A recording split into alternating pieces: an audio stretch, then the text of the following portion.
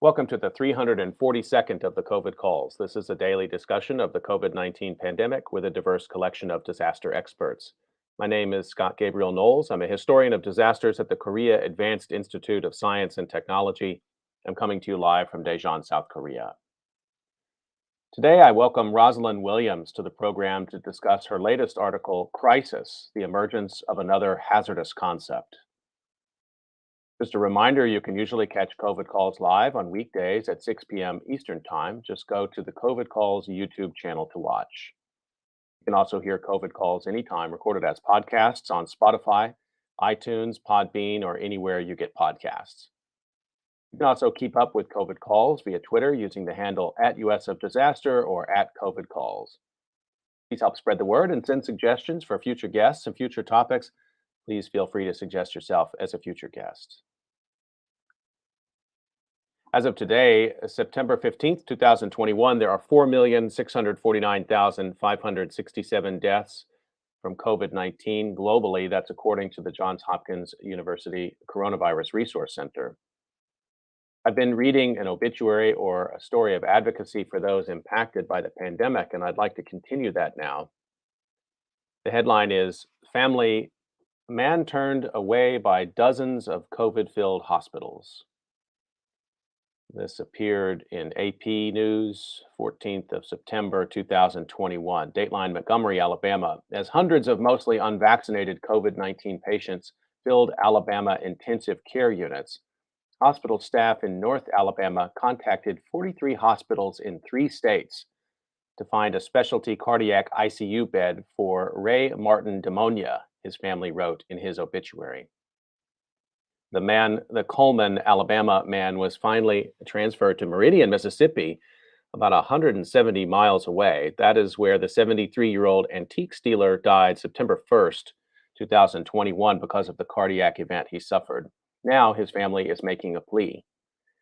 In honor of Ray, please get vaccinated if you have not, in an effort to free up resources for non-COVID related emergencies, his obituary read. Due to COVID-19, CRMC emergency staff contacted 43 hospitals in 3 states in search of a cardiac ICU bed and finally located one in Meridian, Mississippi, his obituary read, referencing Coleman Regional Medical Center. He would not want any other family to go through what he did.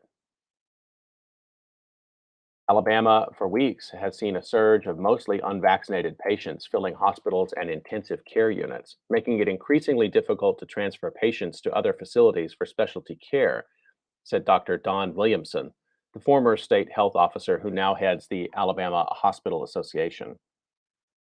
Every day, hospitals are trying to find a place to transfer patients, and it's very difficult, Williamson said. We've had patients transferred to Georgia, to Kentucky, to Florida.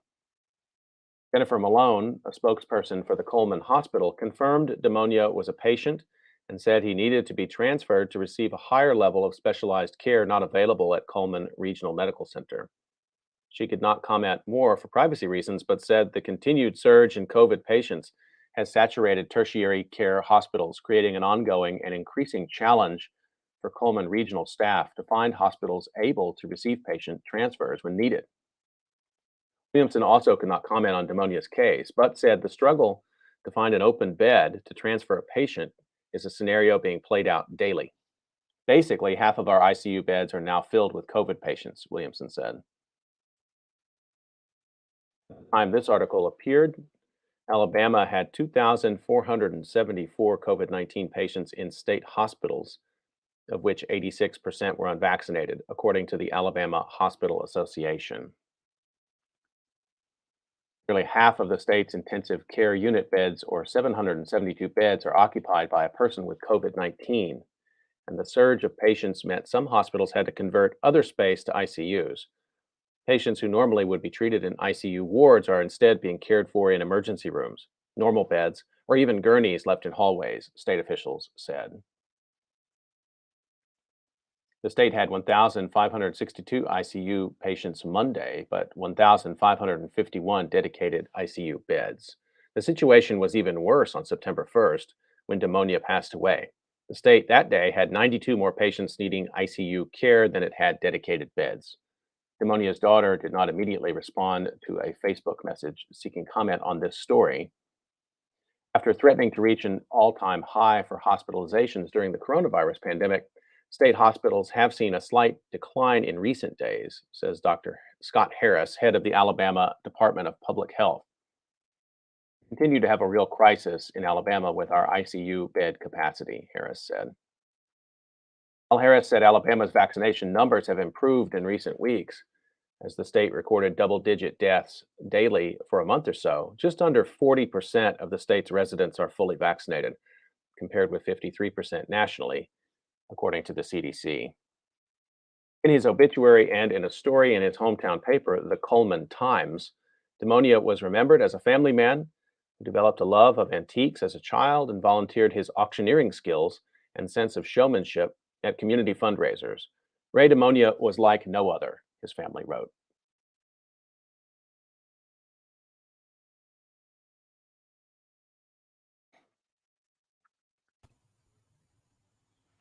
Okay, I'd like to turn to my conversation for today. This is one I've really been looking forward to, and let me introduce my guest, Rosalind Williams. Rosalind Williams taught at the Massachusetts Institute of Technology from 1982 till her retirement in 2018. In 2001, she joined MIT's program in Science, Technology, and Society, serving as program head from 2002 to 2006.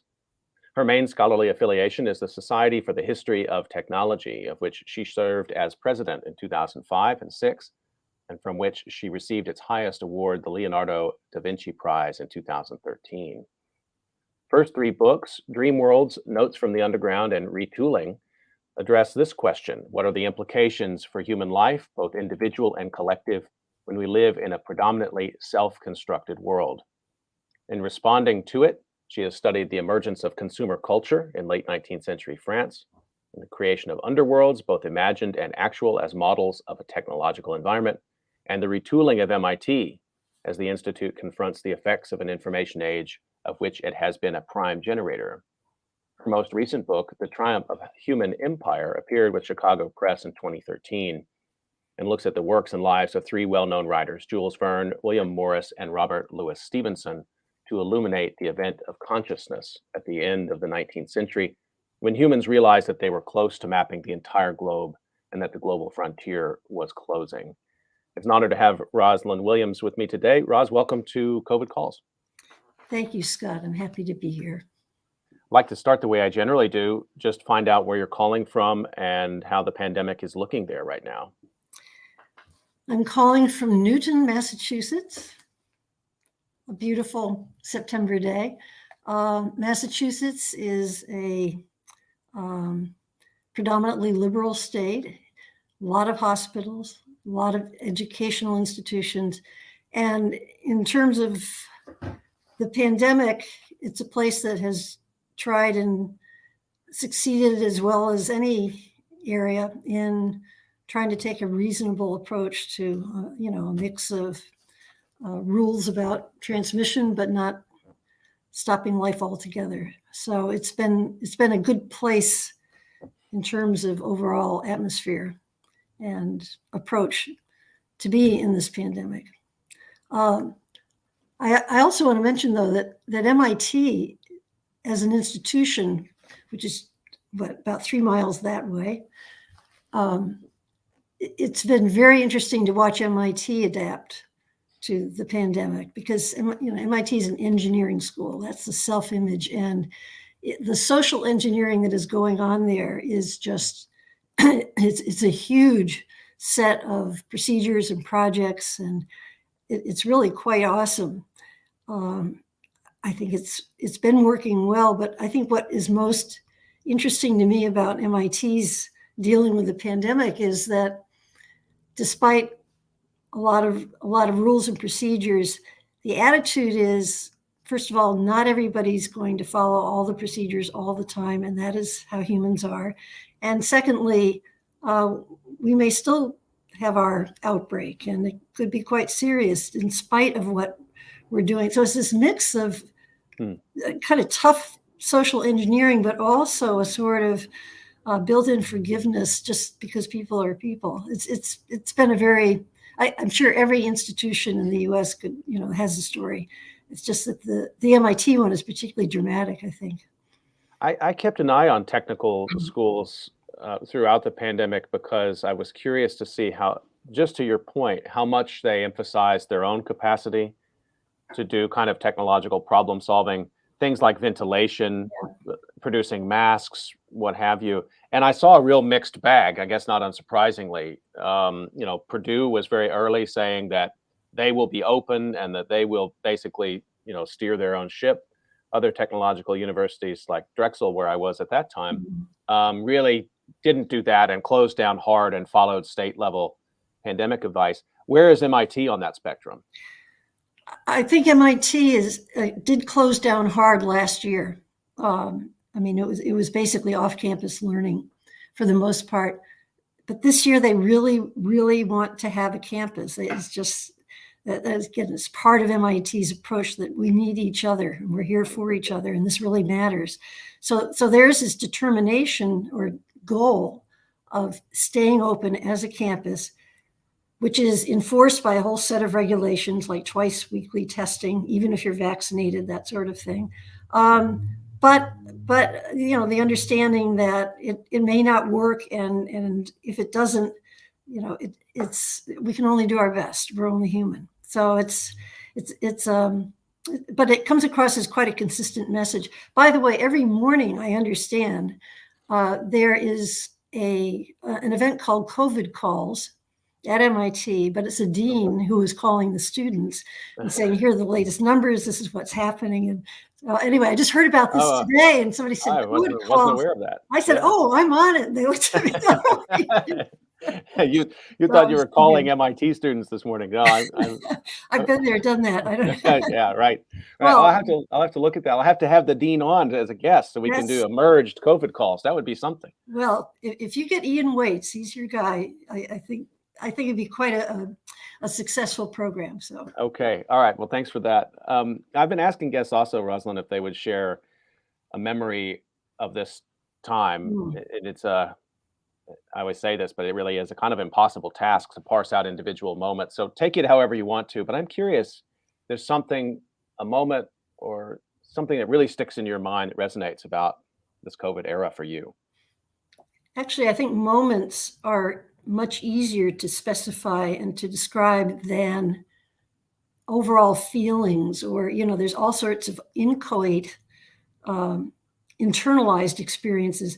But if you say, name an event, I would name, it would be sometime in March 2020, when I had to go to MIT for some reason, and the campus was deserted.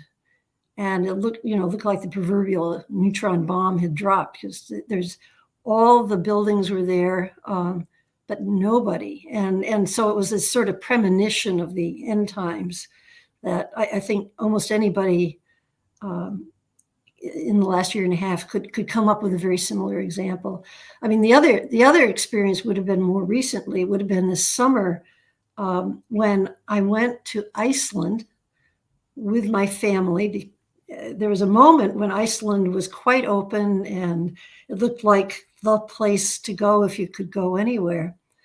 But on the way back from that trip, which was very enjoyable, but on the way back in the airport, it's like all of a sudden there were huge lines because they had to tighten their security, their COVID security, very quickly and definitively.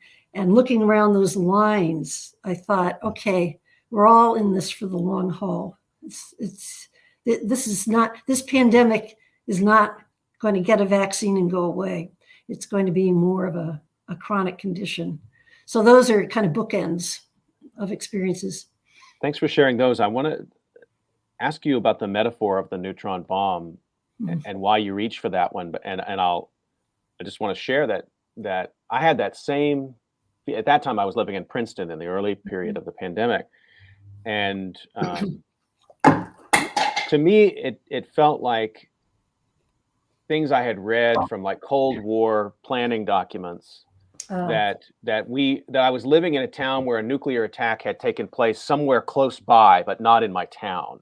You know what I mean? That we were sheltered, but my mind went to that nuclear space immediately. And it sounds like yours did too.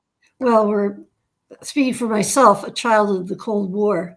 And of course, both these images of the crowd and the emptiness, they're of course the arts behind them. There's either a novel or a movie or TV, or I mean, we've all, particularly visually, seen the image of the deserted place that used to be full of people.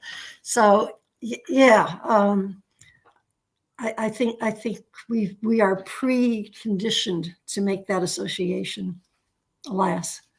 But that didn't come with COVID. I mean, that, for me, that goes back many years of Cold War presentations. Right. So one of the things I wanted to talk to you about today is your April article that you published in the journal Technology and Culture about crisis, the emergence of another hazardous, well, make sure I get the title right here. Crisis, the emergence of another hazardous concept. I was going to say term. Crisis, the emergence of another hazardous concept in technology and culture, which everybody should check out and read and think about and talk about. And so I wanted to talk with you about language today. And I've had a lot of guests on who come from different sort of parts of the disaster research tent, and people who are specialists in risk, who are specialists in emergency management. So there's a lot of language out there. Yeah. And there's some of it is highly technical terminology, and some of it is broader and bridging and more conceptual. So I was really glad to get you to come on and talk about this term crisis, because we hadn't talked about that one much. So I guess I want to start with a kind of a general question for you as to why you got captured by this term. Well, actually, I got captured by Manuel Castells, who, after the 2008 economic crisis, went to the Gulbenkian Foundation in Lisbon and got them to support a series of meetings of scholars, mainly from the social sciences, to talk about the economic or financial crisis. I mean, whether it's economic or financial matters, but the word crisis was common. And that was a very common way of referring to that event. Castells was just, he wanted to understand what that event was really, and what the aftermath was. Like 2008, we sort of can follow events, but then this was 2009 when he was putting together a group of scholars. And by the way, in my life, the most exciting scholarly interactions I've had are when it's a group of people you don't know that well, who get together to study a single topic or person or theme. And it just over and over again really works well. So this really worked well. But the word crisis and the word aftermath were a core mission here. So that's when I started thinking about this term. And then in it was a year or two later, I was approached by a fellow colleague at MIT, Jim Parody, who was then head of the Comparative Media Studies program. And he wanted to run a session on the concept of slow-moving crises, slow-moving crises. And I thought, that's interesting, but a crisis, that's an oxymoron. A crisis is a sudden, sharp break where it's life or death, and you've got to seize that moment, okay? So how can it be slow-moving? So I won't try to answer the question here, but those were two events that got me thinking about crises. But I also want to mention this emergence of a hazardous concept. That's lifted from Leo Marx's very well-known, in fact, article in Technology and Culture that appeared in, I think it was 2010. Right. And I think it's the most cited article in Technology and Culture. That may be old information, but in history of technology, it's very well known. And it's titled, Technology, the Emergence of a Hazardous Concept. And Leo Marx explains why the very word technology is overused, is inflated, is unclear, and is hazardous because it tempts people then to use the word as an explanation rather than unpacking it. It's just plugged into a situation, and technology does this, technology does that. It encourages technological determinism in our thinking. So I thought, okay, crisis is similar. It's vague. It can cover a whole range of events. And it's also used just to get people upset and worried, but it doesn't really explain what it is or what's in common with different kinds of crises. What was Leo Marx excavating at that moment? I mean, what was going on, do you think, that provoked him at that moment to see technology Ah, in that way?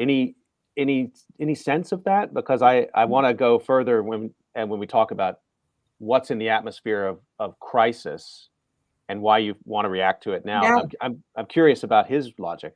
Well, interesting you ask. Leo Marx will soon celebrate his 102nd birthday.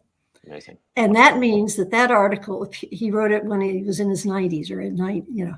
So, and he had been thinking about this for a long time because there's a preceding article that had appeared in another journal in the late 1990s, I believe.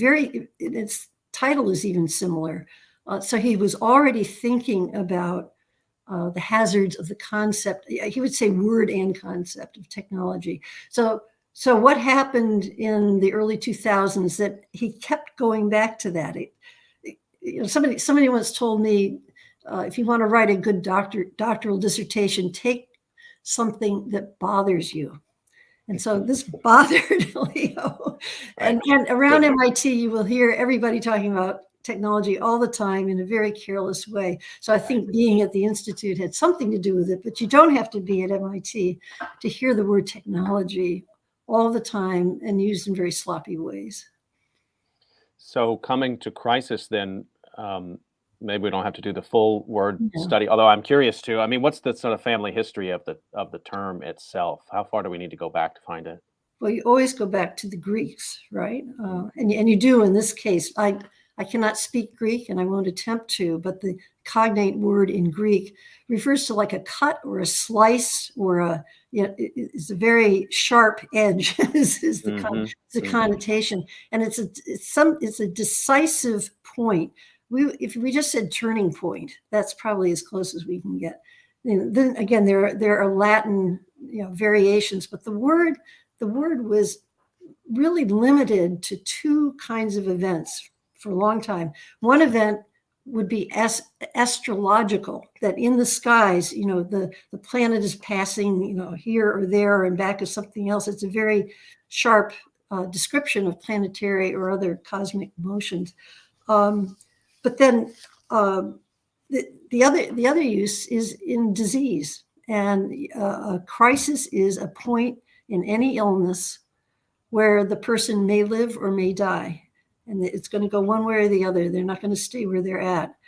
So what interests me, of course, about the current pandemic is we're going back to that, one of the very original meanings of the word crisis, but it's not an individual patient. It's a whole population. It's a global population. And so the question of will who live or die or what, right? I mean, you're talking in collective terms. So it's a collective crisis, not an individual one, but still there's this medical, very hard reality. Next morning you're either going to be alive or you won't. Hmm. It's so interesting to think also that astrological point, because the term disaster means Yes. Yes. bad star, and so it also has this sort of similar cosmological foregrounding, but then Yeah. very much like crisis, it now is a word that sort of stands in for everything and nothing, I think, to a certain degree. Coming back to the more recent history of the use of the term, I think, let's speak for myself. I mean, just growing up, a crisis was the energy crisis when I Mm-hmm. was a kid, Mm-hmm. and it was Yep. waiting, and it was a collective thing, because Yes. we waited Yeah. in a long line of Yeah. huge cars with the air conditioning on in Texas, waiting for our turn at the gas pump. But it was just something you experienced in a group, Yeah. and it wasn't too long, and you get into your education and you learn about the Cuban Missile Crisis, and I suppose a person could personalize that and think of their own death, but in general, the imagery we have of that is people swarming to grocery stores and feverishly trying to dig a fallout shelter in their backyard, and these are these are unbounded from the Yeah. individual experience, is my point. Or, yeah, okay. Or you're not sure where the edge is for that kind of a crisis. But you've just named, I mean, there's a military crisis, is so different from an environmental crisis, or, to take another, which is so different from an economic crisis, right? So we could go through and look at the adjectives and name very different types of crises. In fact, if you go back to Biden's inaugural address as president, he goes through a list of, I think, 6 crises that are very different in nature. COVID is one of them, but only one of them. And environment is another one. And he's just saying we are beset by multiple crises. And he's not pretending that they have a causal connection even, but they're all big problems. That's how crisis is often used today, as a big problem. Mm-hmm. That's not a decisive turning point. It can lead to one, but now, I mean, again, I think the Cuban Missile Crisis is very stark, because they're, either they move or we move, and it did have this aura of decisiveness. But dependence on fossil fuels, that's a very, very, very spread out crisis. Mm-hmm. And thinking about, again, the difference between crisis and disaster, back to your point that crisis is a moment also in which it's a moment in which there's an uncertain outcome, or the outcome is imminent, and it's yet to be known by the person who's describing it in this way. Yeah. Which that uncertainty is something we don't like much in modern technological society, I don't think. I mean, once risk is invented with insurance in the 19th century and instruments of control in the 20th century, particularly around nuclear weapons, this idea that you have an uncertain outcome is a little unnerving in the Cold War, I think. It's funny, because I was just invited to join another committee at MIT, which is a committee on our uncertain future. It's on uncertainty. Years ago, I read a book by Peter Maris called Loss and Change, and it's a beautiful work of social studies. And he's comparing people who are widows, with people who migrate from their country to some other. And he talks very eloquently about the need of humans for predictability, and just some sense that there's some relation between cause and effect, and some set of connections that will be behind you.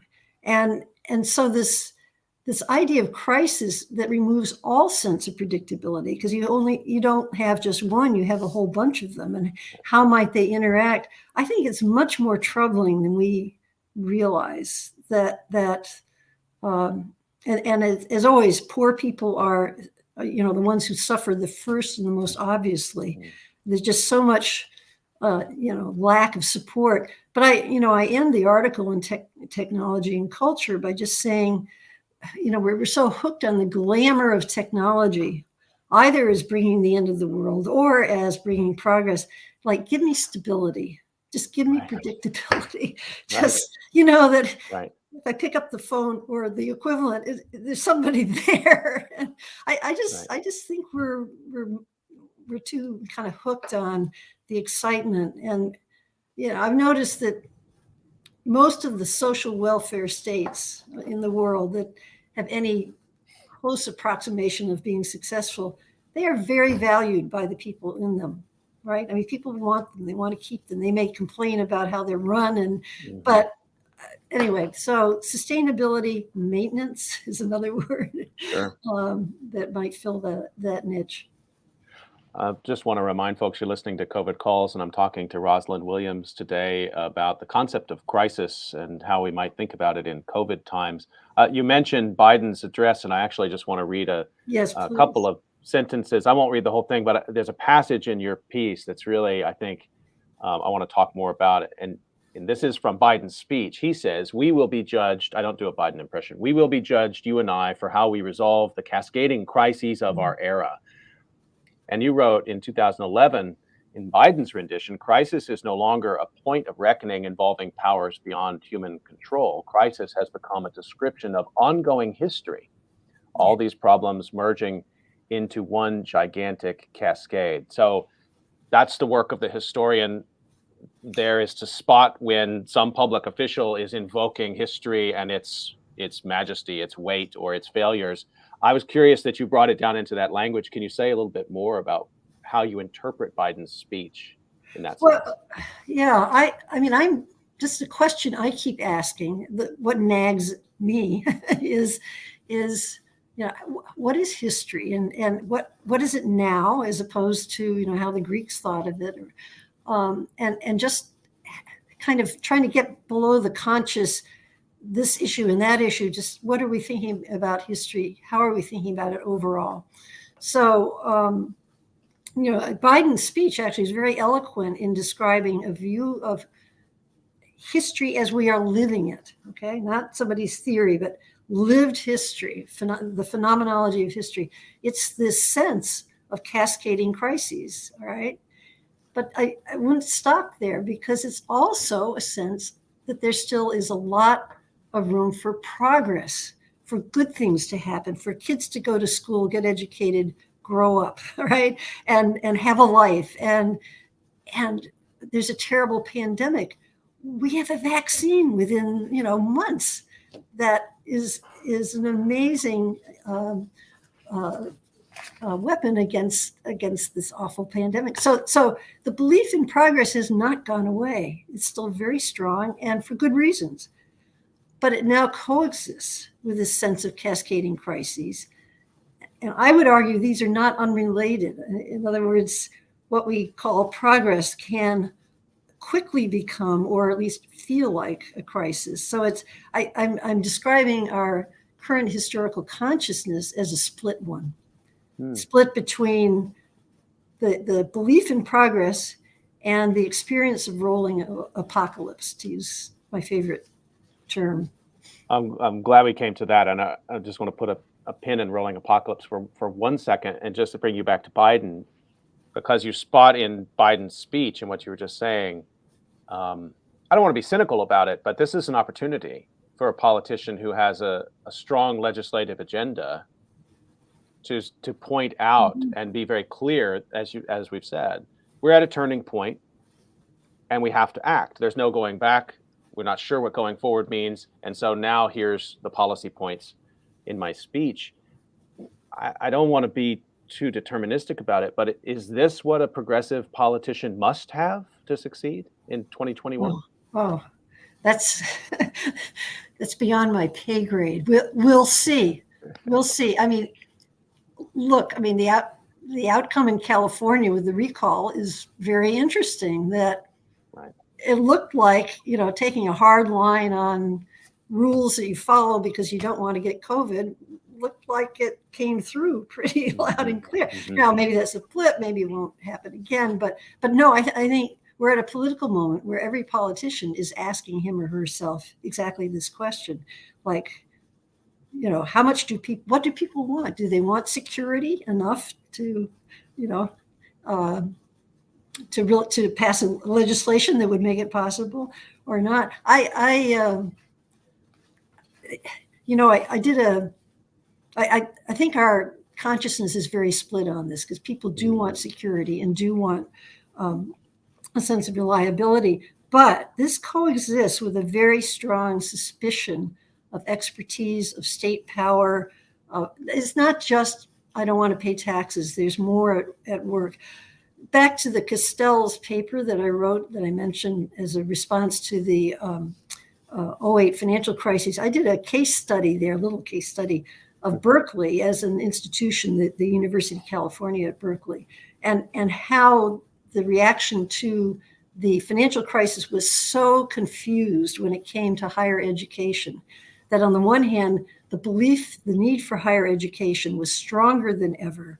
People valued it more than ever, but there was a growing suspicion that, well, can't they get along on the budget they have? Do they really need to charge this much in tuition? and we are all sacrificing, so why can't they sacrifice? So there was a strong desire for a social good, a collective good, but there was not a collective agreement on how to make it come about. That's a slow-moving crisis, by the way. I think is the way of defining it. And I think we're in a very similar moment of people long for predictability and for the support that they've gotten from the federal government. That's been very valued. But people are also, wary of state power, of paying too much, of the experts not knowing what they're doing. It's again a split consciousness.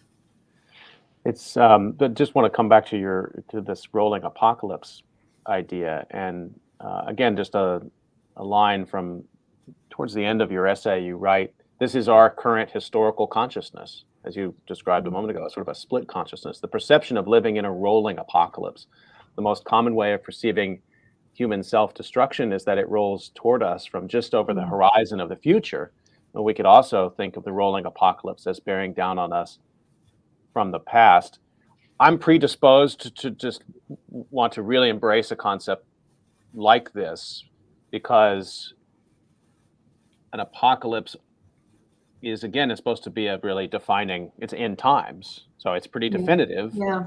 And you should know when you're in it. But the rolling aspect brings in the power of time. And so it is also, I feel sort of the utility of you mixing things up a little bit on us here and how we think about how time is operating. So I wonder again about if we're living in a rolling apocalypse, how is that experienced? How is that somehow connected with this sense of crisis? What does that term do for you? Well, first of all, I'd go to artists, not historians, to get or historians who act like artists. Yeah. I just, I mean, if I, for example, which you do in your work, by the way, I should say. I mean, that's why I and many others love your work, is that you rely on literature and art as tools to make sense of these kind of things. So I quote back to you people who speak much. I mean, I'm just thinking of Robert Louis Stevenson in the South Pacific in the 1880s, 1890s, seeing, he didn't say rolling apocalypse, but he said death coming in like a tide, death coming in like a tide. And it wasn't just the South Pacific peoples who were being wiped out, dying, literally dying, again, from disease brought from afar. It was the whites. He said, we're all in this. It's not just going to be them. I would just, I would love to give a reading list to anybody who would like one, but I'm not going to go further here other than to say that I think imaginative literature expresses this sense very clearly. I think it's more that the apocalypse was something that was the end times, is something we were moving toward, with this image of, over some horizon, terrible things would happen and be essentially the end of the world as we know it. But that experience is being lived now day by day. And for example, being in Liberal Newton, I get a lot of solicitations for giving money to good causes. So did you know that I think it was 80 or 90% of the monarch butterflies in the world have perished in the last year, because monarchs are very dependent on a certain sequence of warmth and food that they no longer have. So, I mean, how many times a day do you read about the sequoias are going to be burning, folks, and those folks in Louisiana, they're going to have 5 days of rain this time. I mean, how can you not feel the end times in our times? It's not out there anymore. Of course, climate is the kind of the biggie there in terms of effects, but it's not just climate. It's just, all sorts of predictable experiences you can no longer have. I'm amazed, that people are bearing up as well as they are. But that's the idea, that the end times are part of our times. They're not out there anymore. They're part of our life. So bringing that back into, again, this kind of split consciousness problem that you were pointing to a minute ago, I want to sort of ask you about, again, to the role of technology here, but particularly the role of engineering, technology managers, economic forecasters. the masters of control, the masters of predictability, and right, Yeah, right. so-called masters of Yeah, predictability, um, who, and I think of the role of public health yeah, in these times, to sort of bring us into COVID times, yeah. struggling to predict Oh, for us at every turn to get. So you remember early in the pandemic, as you mentioned, 2 weeks. It'll be two. We all heard it'll be 2 weeks. We'll shut everything down, and then mhm. we'll bet. The curve will be broken, and I'm not faulting them. Yeah, It, no, it right. seems like an impossible position to be in, to be a sort of a translator of the messy world of apocalypse into the safe world of predictability, and to then constantly be wrong. But yeah, but there we have to say that scientists and public understanding of science people, I mean, that there have mistakes have been made, and one mistake has been this kind of appeal to science tells us, this appeal to science as if it's the answer, instead of science is a process that keeps working.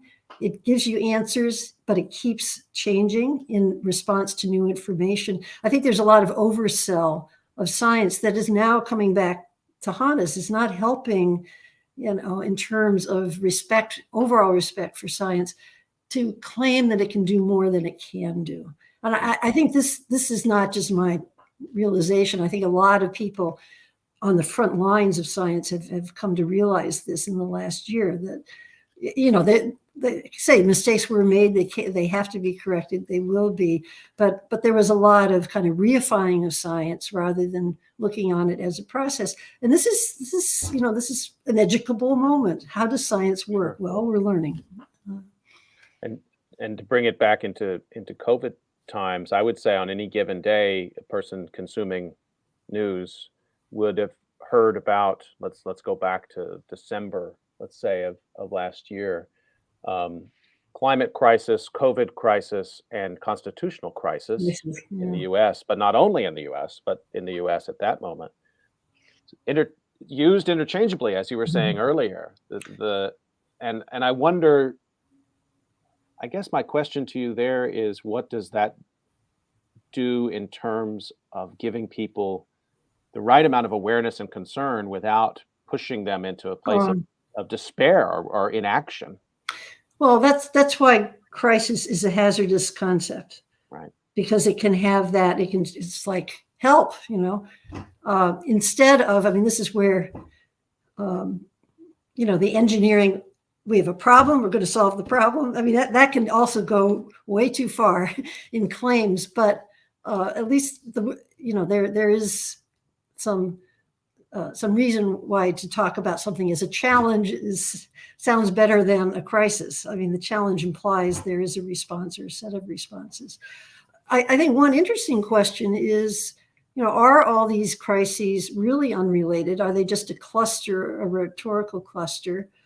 Is it just a pattern recognition of a spill, a spreading center of disorder? Or is there, what is there causality? I mean, I would think that the political crisis um, of our country or other countries does have a role in being related in some causal way to what other things that we call crises, and that there is the difficulty of government in working is very much intertwined with these other crises. This Castell's organized workshop that I mentioned, very early on, all of us realized that we were talking about a crisis of democracy much more than a Mm. crisis of the economy. And that, so sometimes scholarship works. I think we Hmm. recognized that very soon, and we were and are correct. If you don't have a functioning democracy, then yes, crises get worse and they start spilling over onto each other, and they seem slow and people get discouraged, and it's kind of a downward spiral. Is that how you see the COVID experience in the United States? Is the meta crisis really one of governance? No, it certainly it has revealed disasters reveal. I don't have to tell you that. You know that. the disaster of COVID, which is its own, that is a medical disaster, 4 million people. I mean, that's a disaster on its own. But the what it has revealed, it is the democratic crisis where we are not able to function as a governing democracy. People are disagreeing on the rules, and that is very worrisome, because then we don't have the means to address what is a real crisis. It only has revealed fault lines that were already there, but I would say more than revealed, it's worsened them. I mean, people feel they have permission to do things that I don't think they did before, and that isn't COVID. I really appreciated in the article, your close reading of Biden's speech. And so I know you're reading literature and pulling on things from the 19th century, but also I think there's new language, new metaphor being created right now in these times. I mean, I think of everything from the protest signs to the turning of masks into political placards and everything in between. You always have your antenna up for this stuff, Rosalind. I wonder, what have you noticed that you have sort of taken a further pause on in sort of COVID language? Yeah, that's a tough question. I think anybody who's listening in could probably answer that question as well as I can. I mean, all of us, our antennae are kind of in a position now to pick up these things. I've just been struck by, as a humanist, the revival of the humanities, and I don't mean English lit as it's taught. I mean people composing things, talking to each other, talking to their families differently. There's needing poetry, needing music. It's all the more painful not to be able to do these things in performance. But I just, people thinking about their lives and their jobs, and I'm not sure what they're reading. Maybe it's all online, and that's not that's not where I get most of my reading, but it clearly is a source of solace and support for a lot of people.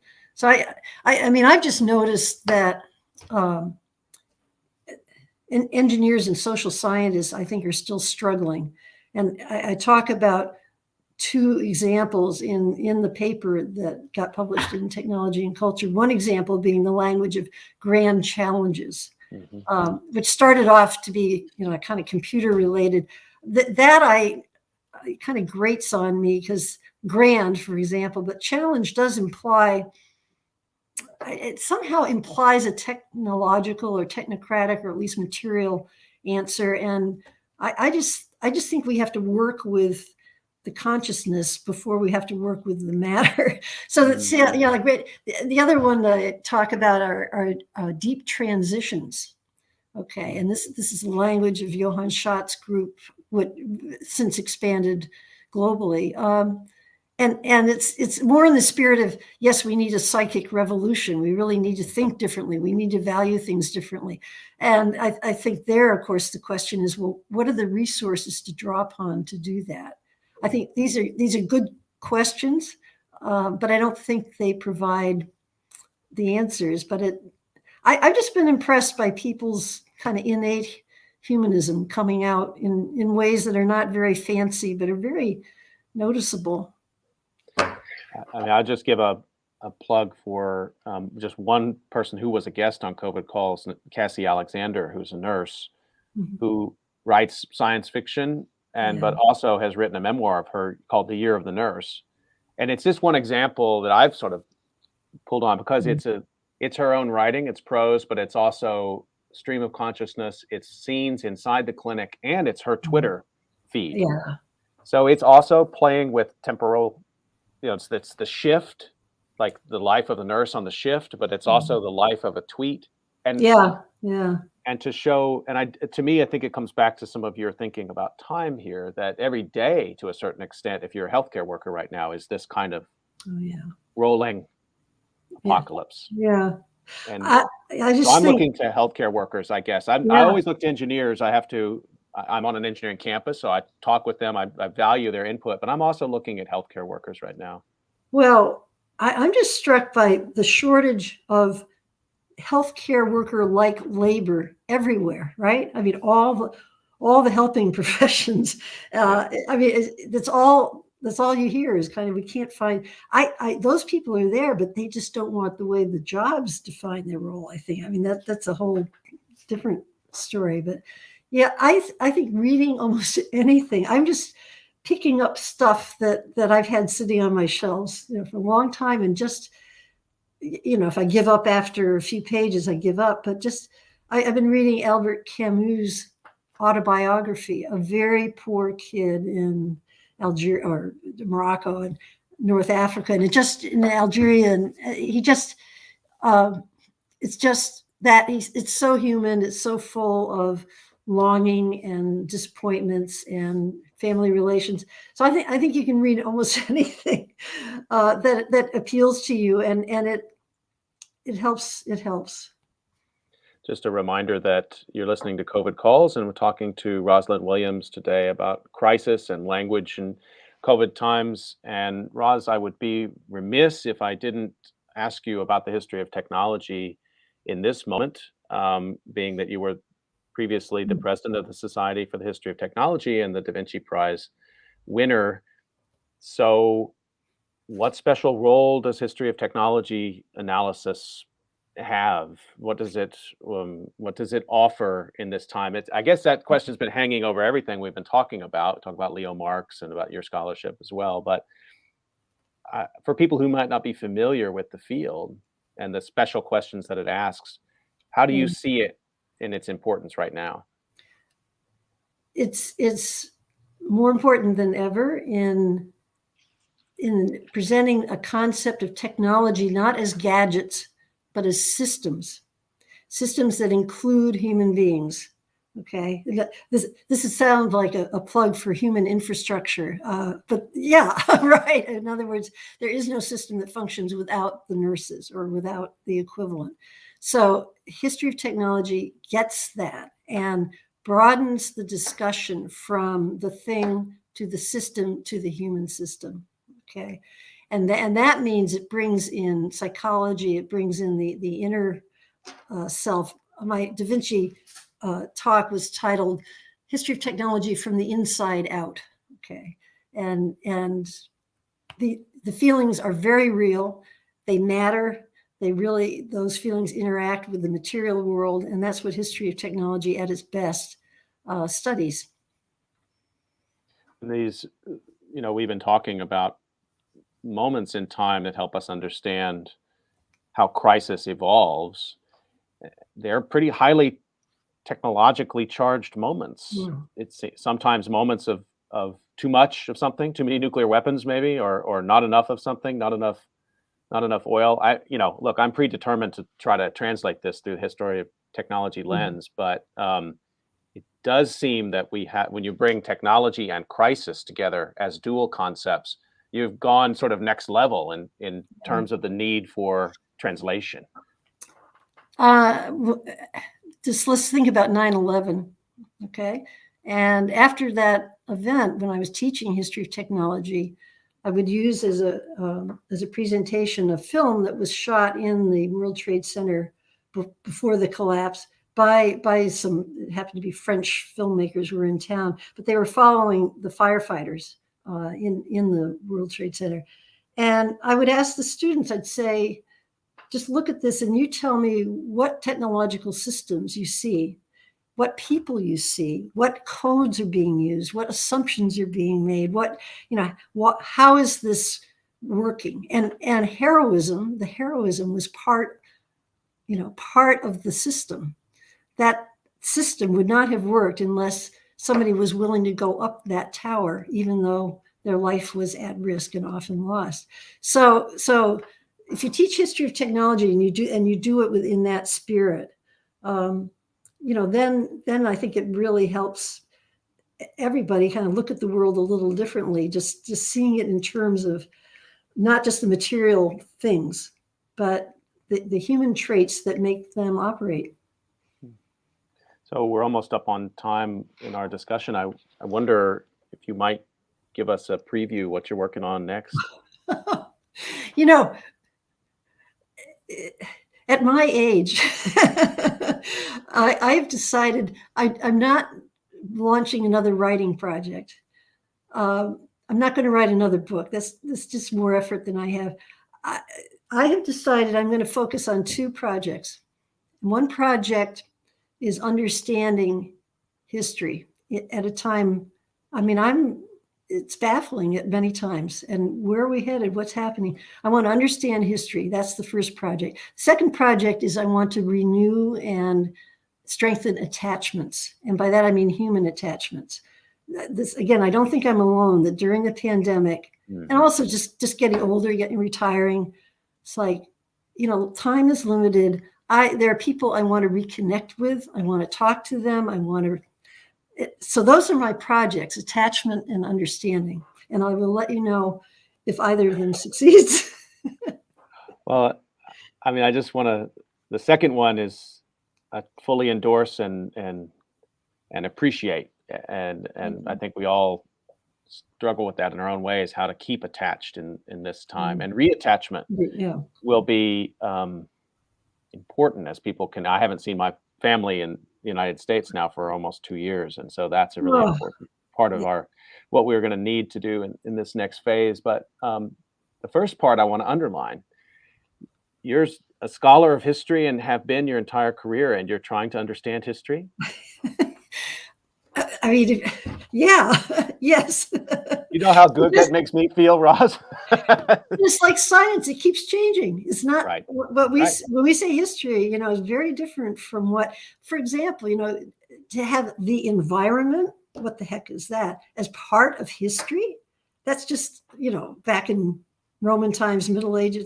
That's crazy. I mean, history is people, it's wars, it's the state. It's certainly not women, either. Right. So history has really opened up, and that's great. But it means we have to keep coming back and trying to reinterpret history now that it's broader. I want to remind everyone that you've been listening to COVID Calls, and you can catch COVID Calls most weekdays live at 6 p.m. Eastern Time. And I want to thank my guest today, Rosalind Williams, the author. Her latest article she's written many books, and you should check them all out. But the article we talked about today is Crisis: The Emergence of Another Hazardous Concept. Rosalind, great to have this time with you. Thanks so much for illuminating the concept, and wishing you all the best. And you too. Thank you. Stay healthy, everyone. We'll see you tomorrow on COVID Calls.